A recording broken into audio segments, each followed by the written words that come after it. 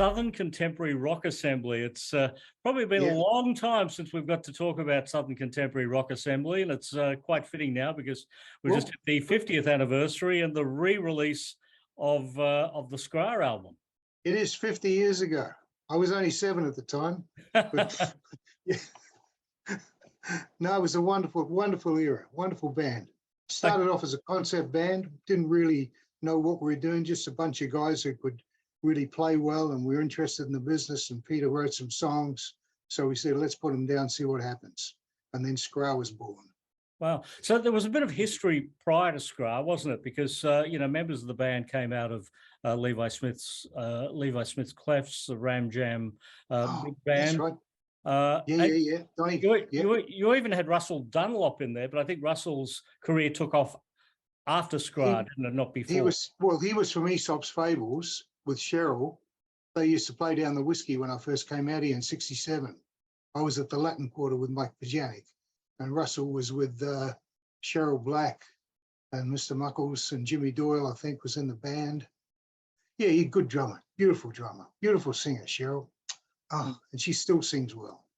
So So you were the lead singer and Cheryl was the lead singer. So how did that work? Was it like a 50-50 match? When I listened to the record, you're pretty much evenly sharing the vocals. We just got on, like she had her songs, I had mine. Every now and then we join in with each other. We both respected each other for what we did, and every night was a little bit different. It was cool, it was a nice loose setup. Yeah, we just sang together. It just seemed to work. There was nothing to talk about. In 1971, when Southern Contemporary Rock Assembly came together, well, for starters, Chicago had just sort of cracked at that point. All that thing was in vogue. Blood, Sweat and Tears, I guess, would have been sort of the big band at the time. They were pretty 50-50, it was just that era of people wanted to hear horn players and wanted to hear bands like that. And we were lucky. Before SCRA, I'd been in a band called the Chant, which is virtually unknown these days, but a wonderful band. That was with Mick Kenny and Don Wright and a few other, and Leon Isaacson, who you would be familiar with, of course. Poor Leon just had a stroke. But it was just that era, people wanted to hear horns. They loved that big band sound. And I'd already been in one for the past year and a half before SCRA. And it just came together naturally. It was a wonderful experience. So was the success of Blood, Sweat and Tears in Chicago sort of the catalyst for the band, deciding that you were going to be such a big band? Yeah, that's a difficult question. It was just the time, It's like saying to someone, what made you do that? Just the times we lived in. And at the time, the big band thing was on. And as I say, I'd been in one a year and a half before that. And most of the boys, like Donnie, came from Ram Jam. They did have an effect, the Blood, Sweat and Tears and Chicago. We listened to them like we used to play. I mean, when I was in the band before, we used to play the Blood, Sweat and Tears, both albums back to back for a night, just for a laugh, But yes, they did have a great influence. Let me kind of freak you out with some maths here. The song CC Rider, which was a song that you recorded on the SCRA album, originally done by Ma Rainey in 1924. So here we are talking about your recording of CC Rider 51 years after you did it, but at the time you recorded CC Rider, Ma Rainey's song, it was only 48 years old. I guess that's right. And she did it was a wonderful version. I've still got the 78. I collect 78s, by the way. Shows you where I'm up to. And it was it's been done so many times by so many people. And of course, dear, bless his heart, Elvis Presley opening up his show with it every night. It's just a good song to have a hit with, and warm up. Nice song. And I love what Peter Martin did with it. It just sits nice, that nice slow thing. So in 1971, you're in the studio recording CC Rider. It was a song from 1924. Did it feel like an old song then? Not at all. No, not at all. No, that's a funny one. No, it didn't. It was just a song. CC Rider, nice song to have a hit on. The boys did a nice version of it. No, it didn't feel old at all, you know. I mean, a lot of people today record blues songs, you know, were written in the same era. They don't feel old. You just bring them back to life, you know. Yeah, that song was done by so many people. You know, you mentioned Elvis there. The one that springs to mind for me was Billy Thorpe and the Aztecs. I never heard Billy do CC Rider. Yeah, well, he did again. Sunbury. Did he? Yeah. He probably did. Well, they say if you were, you know, if you can remember Sunbury, you weren't really there. So yeah, maybe I missed it. But if you can remember Sunbury, you weren't really there. So yeah, that's right. Is there any point asking you what was Sunbury like? Because Southern Contemporary Rock Assembly were one of the original bands at Sunbury in 1972. Sunbury was it with you? Oh, yeah, I vaguely remember that. Yeah, big concert in the field. Oh, yeah. No, it was beautiful, you know. But I mean, a lot of these acts were like, we didn't stick around. Like, you do your gig and you might watch a couple of bands. I watched my favorites. I watched the Lady Dies, bless them, Dear Kevin Borich. They were a fabulous band, Spectrum. But I don't think I remembered seeing Thorpe. No, I don't think I even watched him. He was one of my first people I met when I first came to the country, because he was working at the Whiskey with Little Sammy and the M People. That was in '67. But no, didn't take much notice of Thorpe in those days, I must admit. We were all into our own thing, you know. Yeah. Sorry to miss that one, Paul. You can't see everyone, mate. No, true. The hit song off the record, and it was a hit song, Southern Contemporary Rock Assembly, Roly Poly, was a top 40 hit in its day. And I remember it as a kid on being played on 2SM in Sydney. That's right. Yeah, it's funny, you know, because, well, as you say, Roly Poly was the big one. You know, I can't find a film clip of that anywhere. Yeah, I'm putting it on you now, Paul. If you know anybody's got a film clip of me singing Roly Poly, mate, give us a yell, will you? I rang the ABC archives and they're not much help, and nobody else seems to have any record of it. So there you go. I put it on you, Paul. Oh, thank you. I've got something to do for the rest of the day. Yeah. Thank you, Mick. But that is incredible, isn't it? Because I would imagine, what were the shows around at the time? GTK would have been on air back then? GTK was on air. Hard to get things off them sometimes. I don't know whether they're super busy or whether they just can't look for things. But I found a few things off GTK, but not the stuff I wanted. It must be there somewhere sitting in the archives, but I can't seem to. What shows do you recall performing Roly Poly on? There was GTK. There was a lot of variety shows on TV in those days. You know, like people like Bob Rogers had a show. There was all these, like Don Lane had a show, and we used to work on those shows rather than just music shows like GTK. There's a lot of variety television which just doesn't exist today, which is a great shame. Great shame. Was Southern Contemporary Rock Assembly a uniquely Sydney band in that, you know, like you had the song Sydney Born Man, there was the song Traveller that also name-checks Sydney in it. There's lots of Sydney imagery. Well, I'd never even thought of that. Sydney Born Man, that's right. No, well, the thing is, you see, we got together to work at a pub. Like there was 11 of us, and we were all professional, so we had to make a living.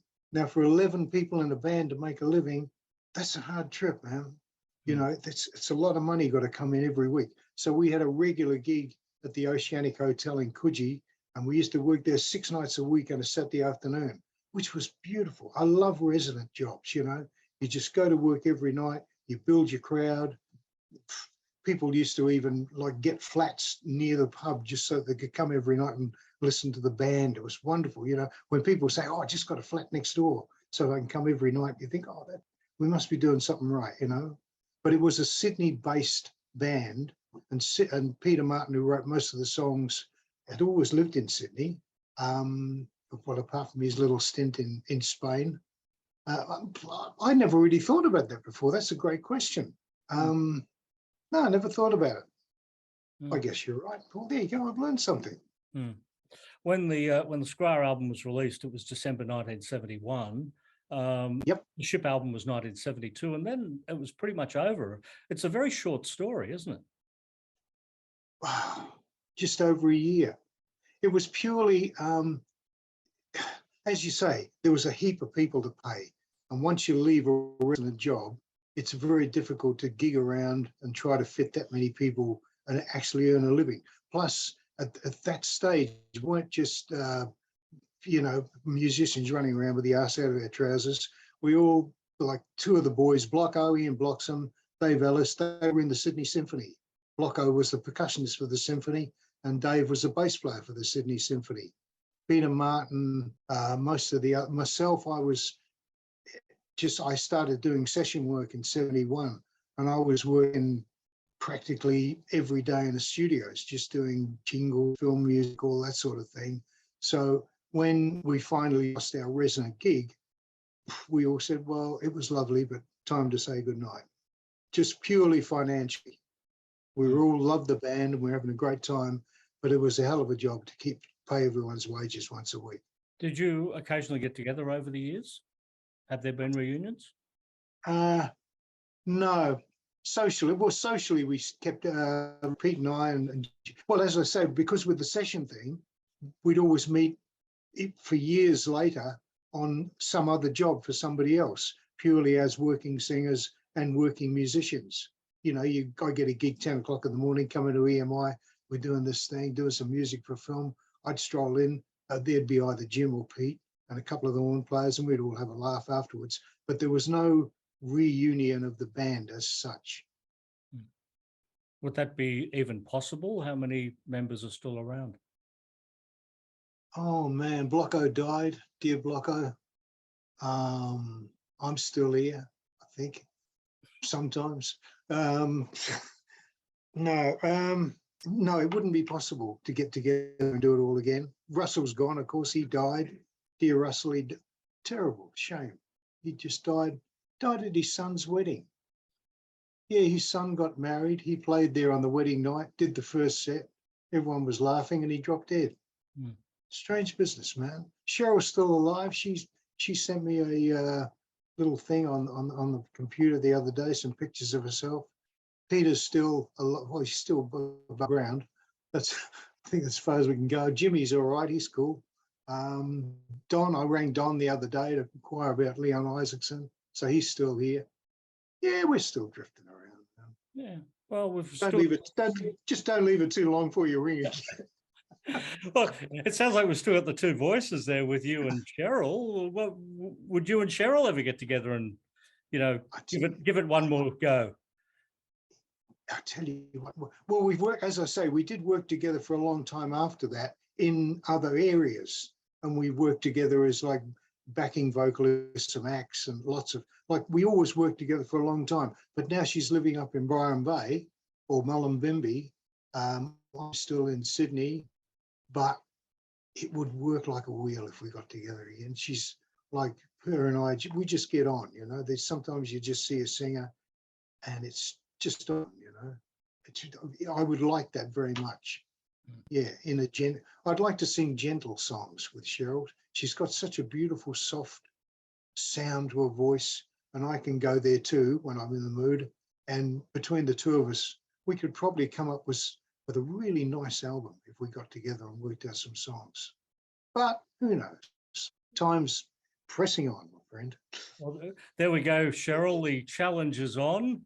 It's either going to happen in the Coogee pub or it's going to happen at a Byron Bay pub, but it needs to happen one more time. Yeah, it would be nice. It would be nice, but I don't plan these things. My whole life has been a non-planned event. Ever since I heard, my first song that changed the world back in 1956, I've never had a plan. I've never had a manager properly. It's like I've been like a tumbleweed blowing along in the breeze, and somehow it's all worked. And in 60 years, I've never been out of work. I've never had to, stoop to teaching or anything like that. It's just been a great ride. That's all I can say. And it's, as I say, there was never a plan. Just wake up in the morning, have a look out the window and think, I wonder what's going to happen today. Something always did. Yeah. Well, That's it. one of the albums I think you worked on was it the Dig Richards Harlequin album. Were you on that? Oh, I think I was. I vaguely remember that. He was a lovely man, Dig. I sang at Peter Martin's wedding and he played the guitar. That's as close as I got to actually working, which was a great laugh. Yeah, I'm sure Pete will forgive us in time. Yeah, no, that was all right. Well, you know, weddings are like you have your sherbets and a few bit of a laugh, and it's yeah. But no, Dig, no, I think I was on the Harlequin album. That does ring a bell. But I remember him being a lovely, lovely man. Mm. I'm very fond of musicians and all the people I've worked with. I often think of them, even though you don't see them. They all live up here, man. Good people. It's good. Yeah. Nice place to be. Yep. Well, I think if you've given me a chore to do today, I think your chore is to write down every album you've ever played on, if you can remember that. Yeah. Well, yeah, there's a lot of things to remember. A lot of things to remember. As I say, ever since 1956, when I heard that song, man. I've always been a singer. I should explain. I've sung since I can remember. You know, like I grew up in the East End of London, all very poor. Sing at the Saturday morning pictures, pay your sixpence, go in early, follow the bouncy ball, you know. And then I joined St Olaf's Church Choir in, when was that? I was 10 years old. I sang in that for 4 years. And then I remember, I always love telling this story. It's got nothing to do with you or me, but it's a lovely thing. In 1956, I was 14 years old and wondering what to do in my life. I knew I wanted to sing because my dad was a singer and my grandfather was a violin player and singer at the same time, believe it or not. And I used to live in a council flat in an estate in the north of London. And the bloke across the road, who I used to admire because he was a few years older and he had a slick haircut, he came across to me. He says, "Hey, Mick, come and listen to this record." So I went over there and I heard something that just changed my life. It's like you read about these Catholic people who they're eating their breakfast and pops out of the boiled egg, the Virgin Mary, and they go, "Oh," and they're Catholics forever. And this same happened to me with this song. And over the years, I've worked with people. I've worked with DJ Fontana. He said when he first saw it, he was working at the time in a strip club and he knew who he wanted to play with. I worked with James Burton in Las Vegas a few years ago.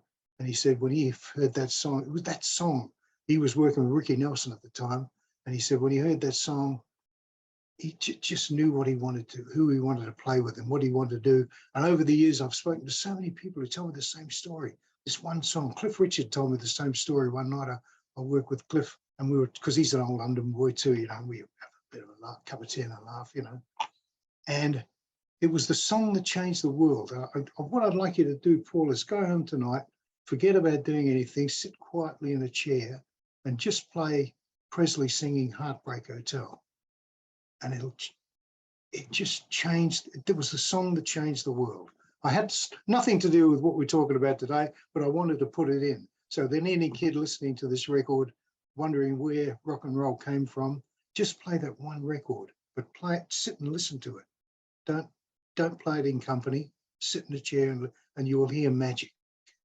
Magic. Well, there you go. Sorry, Paul, I'm starting to waffle. Parting words then. But it was lovely to talk to you. Yeah. And you too, Mick. It's fantastic to have such an historic record back available for people to get, and congratulations. I thought you were going to sound a very bloke to talk to. You nearly lost me there, Phil. Yes, but congratulations to Philip Israel, who's sort of off the side of the screen there from you in actually bringing history back. It's great. Re-release of the SCRA album. It's nice to keep these things, you know, let people see it and hear and listen to what went on and where it all came from. Yeah, that's right. Well, I hope the album does well. And I hope they do the same thing to the Ship album, because that'll be nice too.